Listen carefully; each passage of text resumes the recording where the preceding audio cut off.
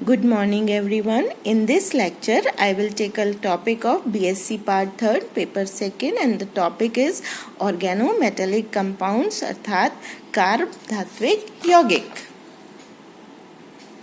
Now the question is what are organometallic compounds या carb धात्विक यौगिक किनको कहेंगे? The compounds which have carbon metal bond and the metal atom is attached to organic radical are called organometallic compounds.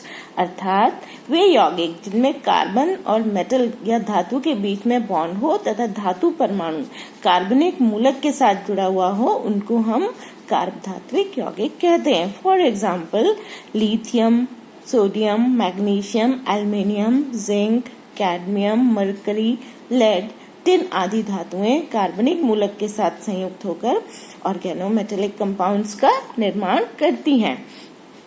In metals के अतिरिक्त कुछ उपधातुएं जैसे कि बोरॉन, सिलिकॉन, आर्सेनिक आदि भी कार्बनिक मूलकों के साथ संयुक्त होकर कार्ब धात्विक या ऑर्गेनोमेटेलिक कंपाउंड्स का निर्माण करती हैं. अब यहाँ पर हमको कुछ इम्पोर्टेंट बातों का ध्यान रखना होगा कि केवल कार्बनिक मूलक के साथ यदि मेटल संयुक्त होने पर ही वह कंपाउंड ऑर्गेनोमेटालिक नहीं हो जाता. क्या आवश्यक है कि कार्बन और मेटल के बीच में बॉन्ड होना आवश्यक है. फॉर एग्जाम्पल सोडियम एल्कोक्साइड और metallic asters, These are not organometallic compounds क्योंकि इसमें मेटल एटम ऑक्सीजन के साथ जुड़ा हुआ है, कार्बन के साथ नहीं. On the other hand, alkyl lithium, dialkyl zinc, trialkyl aluminium etc. These are organometallic compounds क्योंकि इन सब में कार्बन मेटल बॉन्ड उपस्थित है.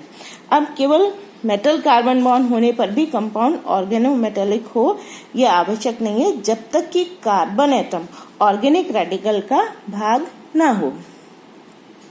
अब इसके लिए हम एक उदाहरण देख सकते हैं कि मेटल कार्बोनिल्स. अब यद्यपि मेटल और कार्बन के बीच में बॉन्ड तो है लेकिन ये ऑर्गेनोमेटेलिक नहीं है क्योंकि जो CO अणु है वो ऑर्गेनिक रेडिकल नहीं है. इसके साथ ही कुछ ऑर्गेनोमेटेलिक कंपाउंड्स में मेटल कार्बन बॉन्ड के साथ साथ मेटल हेलोजन बॉन्ड्स भी होते हैं जैसे कि एल्काइल मैग्नीशियम हैलाइड एक्सेट्रा या ग्रिग्नर रिएजेंट जो कि हम अभी आगे पढ़ेंगे. अब इसके बाद एक बात आती है कि जो नई परिभाषा है उसके अंतर्गत हम किसको ऑर्गेनोमेटेलिक कंपाउंड कहेंगे कि वे यौगिक जिसमें कार्बन परमाणु अपने से कम इलेक्ट्रोनेगेटिव या इलेक्ट्रोपॉजिटिव एलिमेंट के साथ सीधे जुड़ा हुआ हो हाइड्रोजन को छोड़कर, तो उनको हम ऑर्गेनोमेटेलिक कंपाउंड्स कहेंगे. अब इस डेफिनेशन के अनुसार इसमें कौन से कंपाउंड्स कवर हो सकते हैं? मेटल साइनाइड्स और मेटल कार्बोनेट्स, लेकिन इनको हम जो है वो ऑर्गेनोमेटेलिक कंपाउंड्स में इंक्लूड नहीं करते हैं क्योंकि उनमें कुछ स्पेसिफिक प्रॉपर्टीज जो कि ऑर्गेनोमेटेलिक कंपाउंड्स में होनी चाहिए उनका अभाव होता है. अब कौन सी स्पेसिफिक प्रॉपर्टीज होनी चाहिए?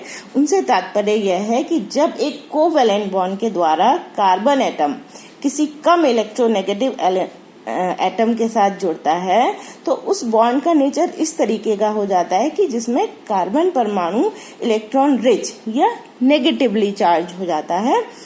तो उससे क्या होगा? फिर ये उन सभी यौगिकों के साथ क्रिया करके कार्बन कार्बन बॉन्ड बनाएगा जिनमें कि कार्बन परमाणु इलेक्ट्रॉन डेफिशिएंट हो जाता है और इस प्रकार इसकी सहायता से हम कई प्रकार के यौगिकों का सिंथेसिस कर सकते हैं जैसा कि हम इस उदाहरण में देख सकते हैं.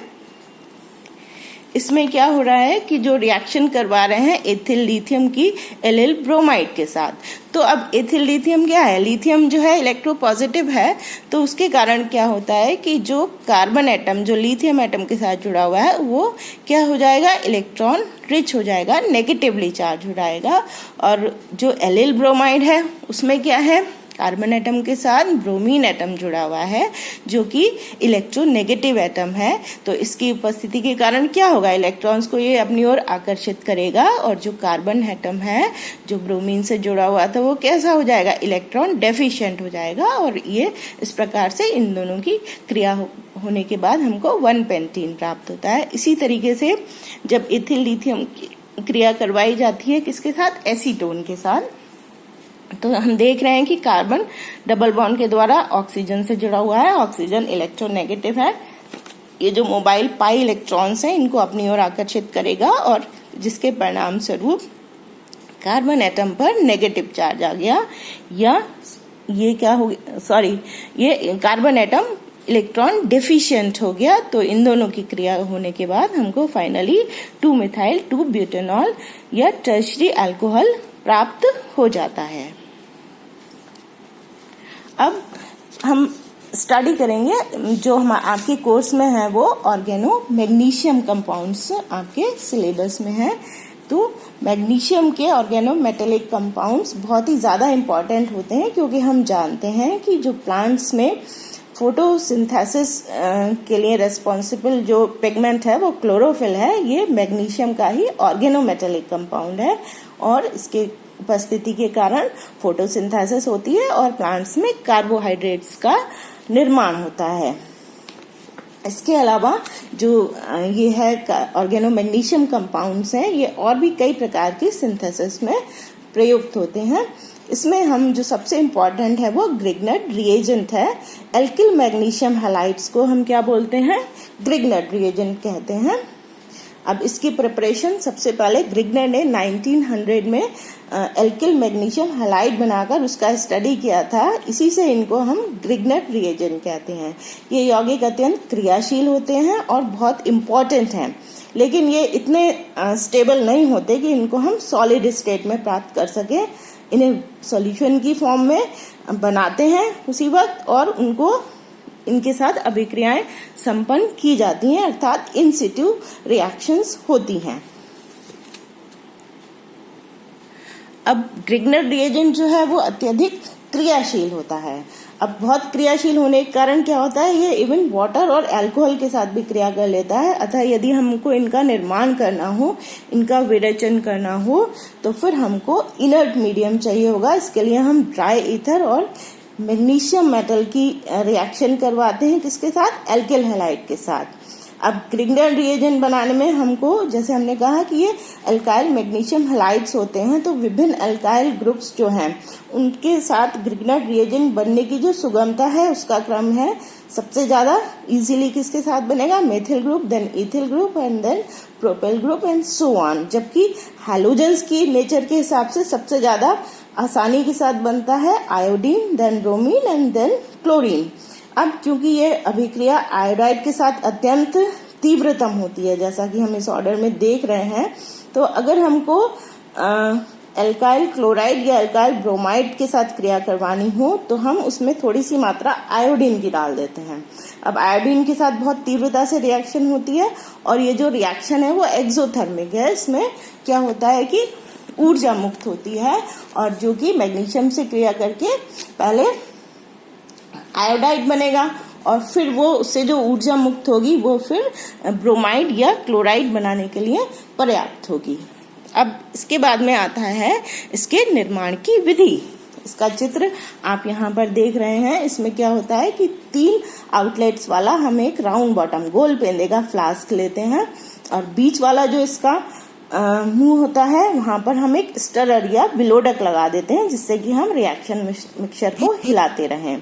और एक साइड में इसमें क्या होता है, एक ड्रॉपिंग फनल लगी हुई होती है और दूसरी ओर एक वाटर कंडेंसर या जल संघनित्र लगा रहता है।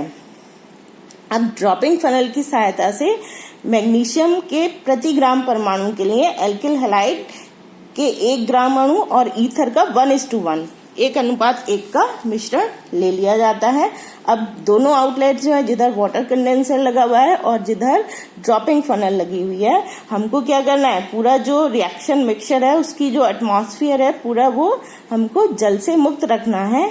एनहाइड्रस कंडीशंस चाहिए, तो उसको वातावरण को शुष्क बनाने के लिए एक हम कैल्शियम क्लोराइड से भरी हुई गार्ड ट्यूब दोनों इन ट्यूब्स के मुंह पर लगा देते हैं और धीरे धीरे कंट्रोल रिएक्शन करते हुए ड्रॉपिंग फनल से हम क्या डालते हैं, एल्किल हैलाइड का सोल्यूशन डालते हैं। इनिशियली काफी स्लो स्पीड से रिएक्शन होती है, लेकिन एक्सोथर्मिक होने के कारण कुछ समय बाद ये रिएक्शन अपने आप तेज हो जाती है, फास्ट हो जाती है। यदि रिएक्शन आरंभ में स्टार्ट ही ना हो तो फिर हम कुछ क्रिस्टल्स आयोडीन के डाल देते हैं, जो कि क्या काम करेंगे, जैसा अभी मैंने डिस्कस किया, ये कैटलिस्ट का काम करेंगे। और जब एल्किल हैलाइड का सारा विलयन डाल चुकते हैं तो इसको हम एक वाटर बाथ पे रख के गर्म करते हैं।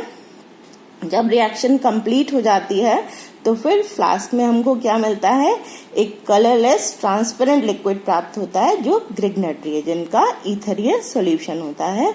और इसको हम इसी रूप में यूज करके विभिन्न रिएक्शंस को परफॉर्म करते हैं।